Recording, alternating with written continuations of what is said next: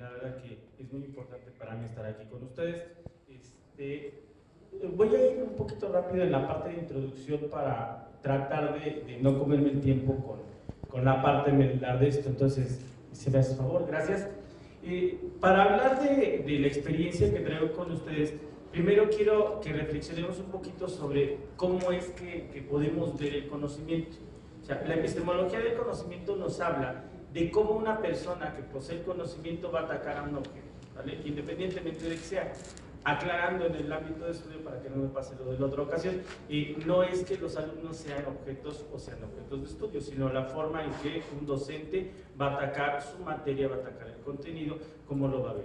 Y en la epistemología podemos tener básicamente dos extremos: la cuestión dogmática y la cuestión racionalista, y entre ellos vamos a encontrar un montón de matices, diferentes corrientes que hablan de cómo vamos a ver ese conocimiento.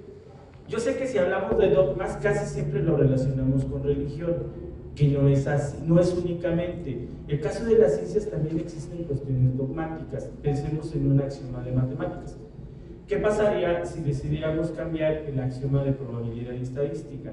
Que ya no sea de 0 a 100 la probabilidad nula o la totalidad de un evento, que cambiara de 0 a 50 o de 0 a 40. Ese es un axioma que se utiliza y de ahí se desprende mucho conocimiento. Y bueno, en fin. Entonces, lo primero que tenemos que tomar en cuenta es esa epistemología del conocimiento, ¿vale? Si me pasas, por favor. A partir de esa epistemología del conocimiento es que vamos a lograr un fenómeno educativo. Dependiendo de cómo vea el conocimiento, vamos a desarrollar una teoría psicológica del aprendizaje. Y de ahí podemos entender que haya un aprendizaje basado en el maestro, lo que es la cuestión magisterial. Podemos entender lo que haya un aprendizaje basado en el alumno, y que de esa teoría que nosotros escojamos, podamos elegir un modelo pedagógico, ¿vale? También hay que considerar, no se puede ver como negro o blanco, no todo es bueno o es malo. Si estamos hablando de una enseñanza técnica, por ejemplo, si le tengo que enseñar a un chico de preparatoria en un CONALEP a que tiene que soldar, solamente tengo que utilizar un modelo conductista. Al menos para la cuestión de seguridad, le debo de enseñar cuáles son los pasos que debe de seguir para que no produzca un accidente y se lastime a sí mismo. A ver, fíjate, sigue el modelo que voy a hacer, lo convierto en magisterial. Fíjate cómo le hago, como no mentiría si le dijera el nombre, pero cómo se toma la pinza para soldar, cómo le pones un electrodo, cómo te debes de colocar el equipo. Ahí sí no le puedo dar otra estrategia. Entonces voy a elegir un modelo a partir de la teoría psicológica del aprendizaje y de ahí establezco la didáctica. Ahora está muy de moda hablar didáctica de la física, didáctica de la química, didáctica de las matemáticas. Pero todas esas didácticas deben de tener ese fenómeno educativo bien desglosado. Desde dónde veo el conocimiento, qué teoría utilizo y qué modelo es el que voy a desarrollar. ¿Sale? Si le avanzamos, por favor. Bueno, por otra parte, el gobierno actualmente establece en su plan sectorial de desarrollo que la educación debe de ser transversal. ¿Qué significa eso de transversalidad? Que podamos tener diferentes ámbitos, diferentes campos que confluyan en la educación. Venimos hace 15 días, estuvieron gente de ustedes allá en Cuernavaca, del Congreso Nacional de Transversalidad, se ha puesto muy de moda el término. Y el plan sectorial de desarrollo, nos habla de que en el periodo 2013-2018 se tocan los siguientes transversales: educación y cultura, inclusión y cultura, cultura y educación, ciencia, tecnología y educación. Todas las escuelas, todos los niveles educativos deben de incidir en esta transversalidad. Si le avanzas, por favor. Bueno, la secuencia didáctica que les voy a platicar es una secuencia que se utiliza en bachillerato. El bachillerato está utilizando la reforma integral de la educación media superior, que ha tenido varias modificaciones. La última versión estuvo en 2004 y actualmente se está trabajando con base al nuevo modelo educativo 2017 en los planes y programas. A partir de este agosto se implementaron en algunas escuelas el programa piloto. A partir de 2018 ya se vuelve, se aplica para todas las escuelas de nivel medio superior. revisando lo poquito que hay, es más mediático que efectivo. Lo único que hacen es ampliar unas competencias dentro de los mismos campos, pero incluso ellos dicen, para la cuestión docente, remítase a la norma que se utilizaba para el 2014, que fue entonces donde está la reforma, ¿no? Más que nada considero que ha sido mediático, pero bueno, la secuencia que les platico está basada en esta reforma. ¿Sí me haces favor? Bueno, esa RIEMS nos habla de que el Sistema Nacional de Bachillerato, al igual que toda la educación hacia abajo, preescolar, primaria, secundaria y bachillerato, está establecida a partir de competencias. Chicos de LICE, ayúdenme. ¿Cómo definimos una competencia? Está en la diapositiva. ¿Cómo la definimos? Bueno, como un conjunto de conocimientos, habilidades y actitudes. De acuerdo a la corriente, de acuerdo a la teoría, le vamos a agregar o quitar, pero en esencia es eso. ¿Cómo demuestra una persona que es competente? Con un cúmulo de conocimientos, habilidades y actitudes. ¿Qué es lo que busca la RIEMS? El fortalecimiento de competencias para resolver problemas. ¿Vale? ¿Me haces favor?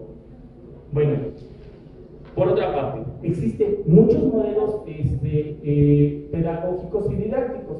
Esta secuencia podemos retomar el proceso de información dentro de un aprendizaje cognitivo propuesto por Anderson, donde establece que el conocimiento en esencia es un conjunto de experiencias que van a llegar por el exterior. Se basa en la corriente, en los postulados aristotélicos.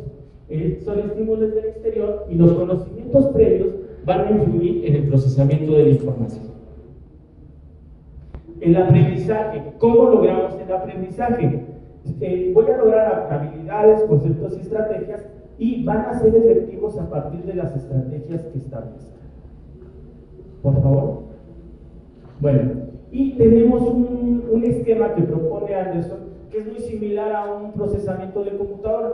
Hay elementos de entrada, llega ese registro a través de los sentidos. Si se acuerdan la película de Ratatouille, al final cuando, o más bien dicho, cuando llega el crítico de comida y que prueba el Ratatouille, él se regresa, él hace el proceso inverso. Él tiene en su mente esas experiencias al momento en que prueba la comida, se regresa a cuando se cayó y su mamá y toda esa historia. Es el proceso inverso. ¿Por qué? Porque lo tenía en una memoria de largo plazo, lo recuperó con el estímulo, porque fue a través de una sensación. ¿Sale? Ese es el proceso que plantea. Aristóteles decía eso, ¿no? Todo el conocimiento llega a través de los sentidos. Aquí nada más se habla de dos etapas, de la memoria de corto plazo y la memoria de largo plazo. Y también habla Anderson de que para este aprendizaje cognitivo es importante desafiar a los chicos, desafiar a la persona, ponerle retos para que pueda desarrollar ese conocimiento. ¿Vale? Bueno, ahora sí llegamos ya a lo que yo quería, a la parte interesante. Esta lámina me van a ayudar ustedes. Antes de alzar la mano, analicen esto.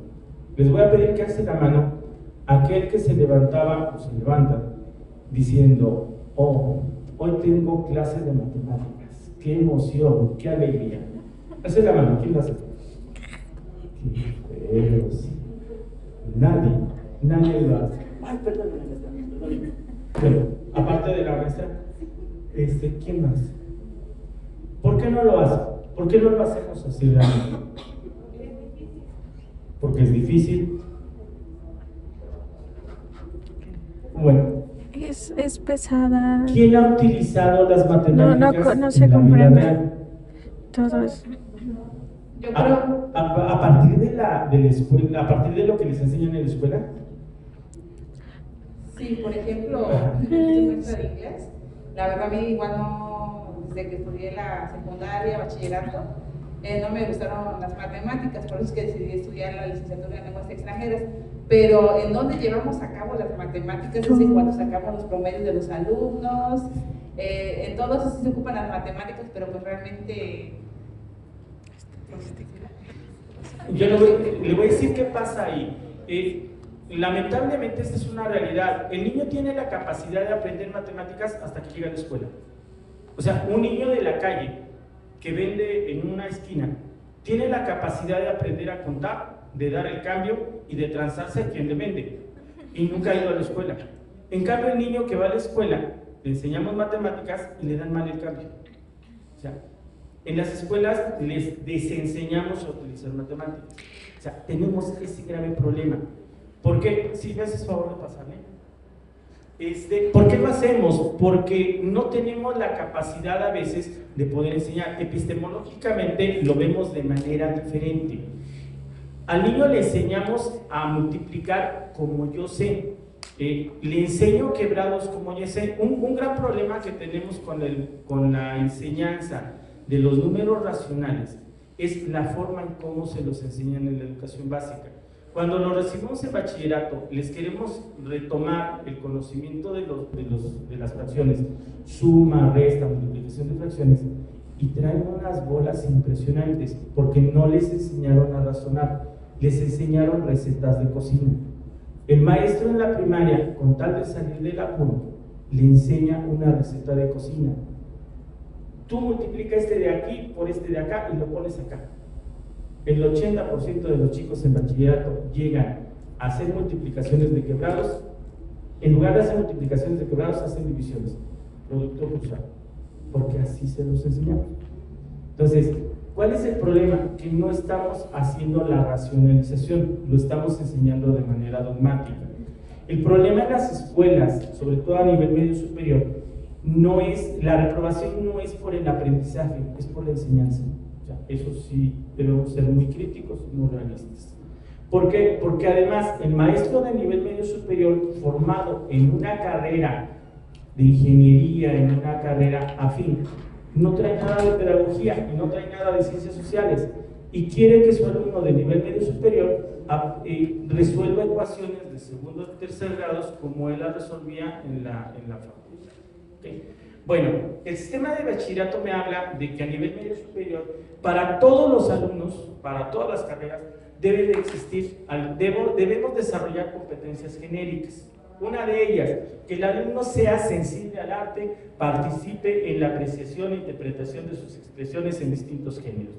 Y eso se establece en un campo formativo que se llama se autodetermina y cuida de sí. Ese campo formativo lo debemos de desarrollar con los chicos desde preescolar.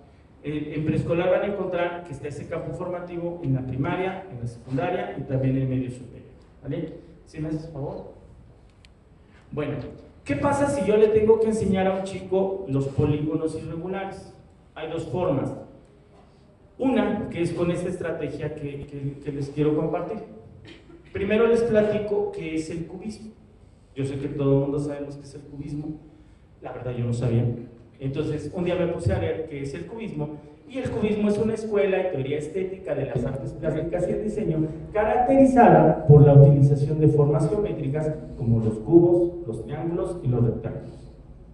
Hay un cubismo que se llama analítico, se le conoce también como cubismo puro y es el más complejo de comprender, basado en la descomposición de formas y figuras geométricas para analizarlas y reordenarlas de forma diferencial y descompuesta.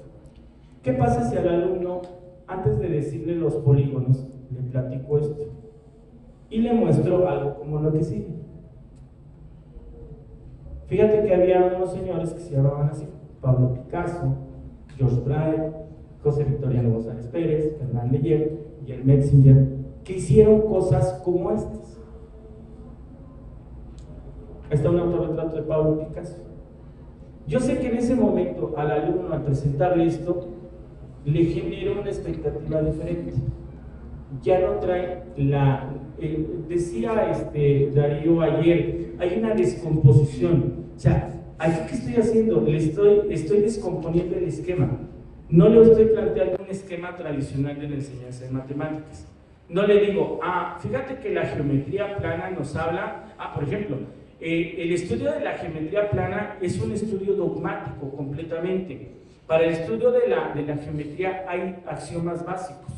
Todo se basa en un plano. ¿Por qué? ¿Quién sabe? Pero todo es a partir de un plano. ¿Cuál es el punto inicial de la geometría? El punto.